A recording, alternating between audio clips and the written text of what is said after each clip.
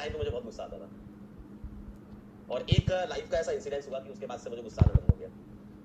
वो इंसिडेंस भी चलो बता ही देता हूँ, कभी बताया नहीं मैंने कहीं भी। बात है ये भोपाल की। भोपाल में एक इंस्टीट्यूट था, वहां में पढ़ाया करता था।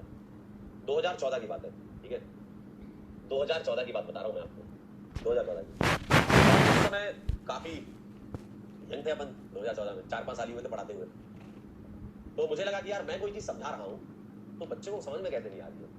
ऐसा होता है ना, कई बार होता है, बहुत एफर्ट डालते हैं, काफी बच्चों को समझ में आती, काफी बच्चों को नहीं आती। क्योंकि देखो हर एक बच्चे का स्टेट ऑफ माइंड अलग अलग है ना, कोई चीजों को जल्दी एब्जॉर्ब कर लेता है, कोई चीजों को स्लोली एब्जॉर्ब करता है, लेकिन कर लेता है समय के साथ। लेकिन एज अ टीचर हमको लगता था, और ऑफलाइन में 50, 60, 70 बच्चे बैठते थे, हमको लग रहा है इतनी एफर्ट से मैं समझा रहा हूँ और इतने सारे बच्चों को समझा रहा हूँ, और बहुत सारे बच्चों को समझ में आ गया, 70-80% बच्चों को समझ में आ रहा है। अब कुछ बच्चों को समझ में नहीं आ रहा है। अब होता क्या था, ऑफलाइन में कुछ होता ही ऐसा, ठीक है, कुछ बच्चे पीछे के साइड बैठ के हंसी मजाक भी करते हैं, कई बार ऐसा होता है, तो आपको उनको थोड़ा सा कंट्रोल करके भी रखना होता है एज अ टीचर कि भाई थोड़ा आराम से। तो एक बच्चा उसमें ना बहुत बदतमीजी टाइप से समझ लो ऐसा कर रहा था। लेकिन अब वो एज ऐसी होती है, उनको लगता है कि नहीं हम टीचर के मजे ले लेंगे, लेकिन उनको ये नहीं पता कि टीचर उनसे ज्यादा मजे लेके बैठा हुआ जीवन में। तो ऐसे ही हुआ। तो एक बच्चा था, मैंने कहा कि यार थोड़ा शांत रहो, बाकी बच्चों को समझने दो, तुमको नहीं पढ़ना है तो तुम चले जाओ, है ना, अगर तुम्हारी इच्छा है कि तुमको नहीं पढ़ना है तुम जाइए, है ना। अब वो नहीं मान रहा था, कह रहा सर नहीं मैं क्लास नहीं बैठूंगा।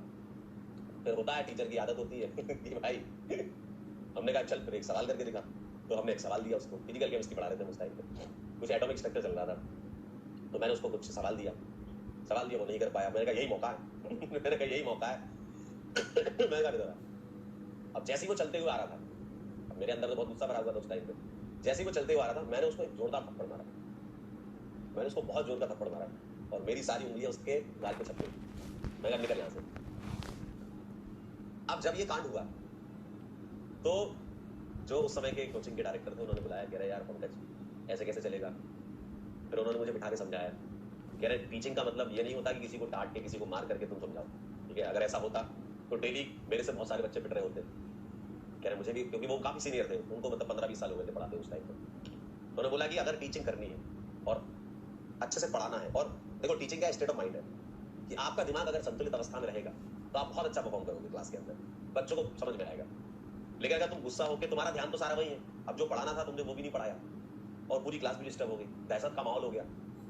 तो उन्होंने बोला कि हमेशा ध्यान रखो ये चीज, ठीक है, गुस्सा इंसान है तो गुस्सा आएगा, ऐसा नहीं कि मुझे गुस्सा नहीं आता है। आपकी इतने दिनों से क्लास चल रही है, कई बार गुस्सा आया मुझे, लेकिन आपको पता चला, यही चीज डेवलप की है over the period of time, इसे ही तो एक्सपीरियंस कहते हैं। तो उसके बाद उन्होंने बोला कि अगर तुमको सच में एक बेहतरीन टीचर खुद के लिए बनना है तो गुस्से को कंट्रोल करो और उसको यूज करो अपने टीचिंग में, गुस्से को कंट्रोल करके उसको अपनी टीचिंग में यूज करो। और वो दिन